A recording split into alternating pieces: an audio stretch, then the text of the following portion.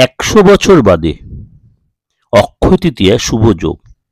আমি অক্ষয় তৃতীয়া এবছর অক্ষয় তৃতীয়া অনেক রকম প্রোগ্রামে কিন্তু দিয়েছি, কেন এই অক্ষয় তৃতীয়া কিন্তু অনেক যোগ তৈরি হচ্ছে।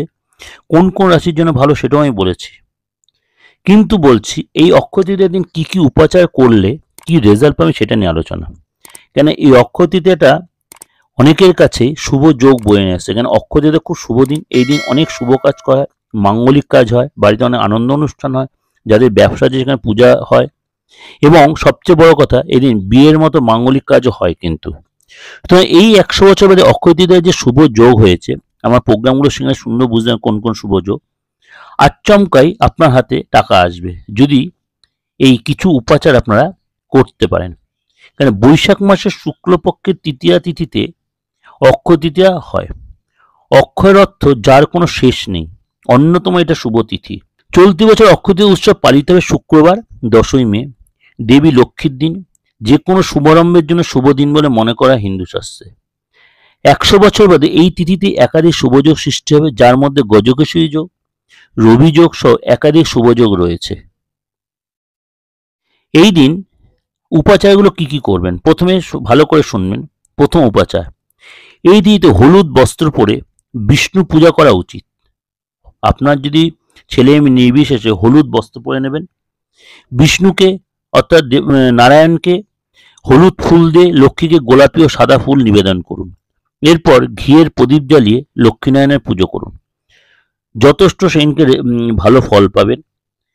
নেক্সট যেটা, সেটা হচ্ছে অক্ষয় তৃতীয়ার দিন বিষ্ণু সহস্র নাম জপ করুন এবং শ্রী সূক্ত পাঠ করুন। এই তিথিতে পরিবারের সাথে কোনো ধর্মীয় স্থানে যান, যদি আশেপাশে না থাকে নিজের বাড়িতে লক্ষ্মীনারায়ণ মূর্তিতে পুজো করুন, রাধাকৃষ্ণের মূর্তিতে পুজো করুন।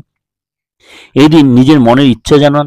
অবশ্যই সারা ঘরটা ভালো করে পরিষ্কার পরিচ্ছন্ন এবং আপনার দুয়ারে অবশ্যই আমের পল্লব দিয়ে টানান, স্বস্তিক চূর্ণ লাগান, আপনার জন্য যথেষ্ট ভালো, প্রত্যেকের জন্য ভালো। এই দিন ধন, পদ, যশ, প্রতিষ্ঠার জন্য মানে নারায়ণের কাছে এবং লক্ষ্মীর কাছে প্রে করুন, আপনার জন্য যথেষ্ট ভালো হবে। নেক্সট হচ্ছে অক্ষয় তৃতীয়ার পুজোয় একাঙ্কি নারকেল। একাঙ্কি নারকেল বাজারে অনেক সময় পাওয়া যায়, যদি না পাওয়া যায় মানে ঝুটা নারকেল নিয়ে নিতে পারে। একাঙ্কি নারকেল যদি পাওয়া যায় নিয়ে নেন, ছোটো ছোটো হয়। কাপড় বেঁধে একাঙ্কি নারকেলটা লাল কাপড়ে বেঁধে সেটাকে অবশ্যই সিঁদুর দিয়ে কুমকুম দিয়ে ভালো করে মাখিয়ে আগে গঙ্গা জল দিয়ে ধুয়ে নেবে, তারপর গোলাপ জল দিয়ে ধুয়ে অবশ্যই জাফরান, সিঁদুর, কুমকুম দিয়ে মাখিয়ে অবশ্যই তিলক কেটে স্বস্তির চিহ্ন এঁকে ওকে সুশিক্তম পাঠ করে এবং নারায়ণ চালিসা পাঠ করে অবশ্যই এটাকে অ্যাক্টিভেট করবেন। করে সেটাকে ঠাকুরের স্থানে সারাক্ষণ রেখে পুরো অক্ষয় তৃতীয়ার দিন, অক্ষয় তৃতীয়ার পরের দিন কাটবে 11 তারিখ। তারপর সেটা তুলে নিয়ে আপনার লকারে বা আপনার ব্যবসার জায়গা বা তেজারুতিতে রেখে দিন। আপাতত একটা বছর আপনার আর্থিক জায়গাটা যথেষ্ট ভালো হবে, কারণ বৃহস্পতির সিচুয়েশনে আপনার যে হরস্কোপে বা হাতে বা আপনার কিন্তু সোনায় সোহাগা। পরিবারের ধন সম্পত্তি যথেষ্ট ডেভেলপ হবে এবং আর্থিক জায়গাটা এবং সম্পত্তির সম্পর্কটা জায়গাটা অনেক ভালো হবে। এই অক্ষয় তৃতীয়ার দিন পূর্বপুরুষদের উদ্দেশ্যে আপনার যদি পূর্বপুরুষরা চলে যেয়ে থাকেন, অবশ্যই তাদেরকে তাদের উদ্দেশ্যে কিছু তর্পণ করে অর্থাৎ জল দান করুন বা তাদেরকে খাদ্য দিন, খাবার দিন। আপনার বাড়ির ছাদে দিয়ে আসতেন, আপনার উঠোনে দিতে পারেন তাদের মন মতো।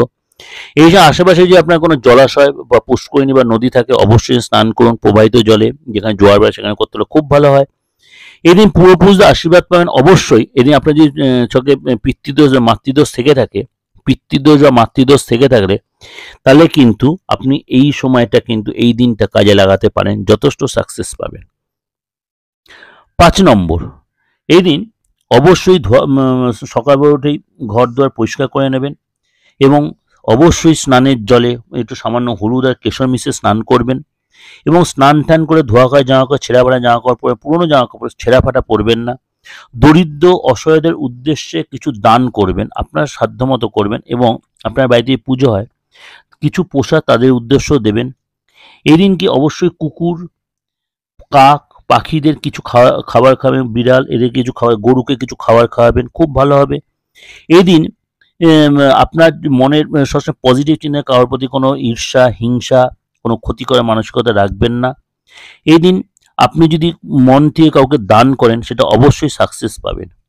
করে দেখুন, প্রত্যেকটা কিন্তু আমি যে টোটকাগুলো বললাম করে দেখুন, অবশ্যই আপনারা করেন, আমি এর আগেও দিয়েছি অনেক এই ধরনের টোটকা। কেন প্রত্যেকটাই যে তিথিতে যে দান করা হয়, দানের যে আমি বলি স্নান দান ধ্যান, এগুলো যে কি মাহাত্ম্য এতে আছে, অনেক নেগেটিভিটি এই সময় কেটে যায়। যাই হোক, ভালো লাগলে লাইক করবেন, সাবস্ক্রাইব করে নোটিফিকেশনটা অন করবেন। আর আমার দুটো চ্যানেল রয়েছে অলরেডি আপনারা বুঝে গেছেন, একটা যে দিগদর্শন, এটা অনেক পুরনো চ্যানেল, আর একটা দিগদর্শন মন্ত্রা। এই যে চ্যানেল আপনারা অবশ্যই সাবস্ক্রাইব করে নোটিফিকেশন বেলটা অন করে রাখলে সব প্রোগ্রাম আপনার সবার আগে আপনি পেয়ে যাবেন। আর যদি মানুষের যোগাযোগ অবশ্যই বুকিং নাম্বার ফোন করে ইন ডিটেইলস জানতে পারবেন, অনলাইনের জন্যই হোক আর চেম্বারে এসে দেখা করার জন্য। ভালো থাকবেন, নমস্কার।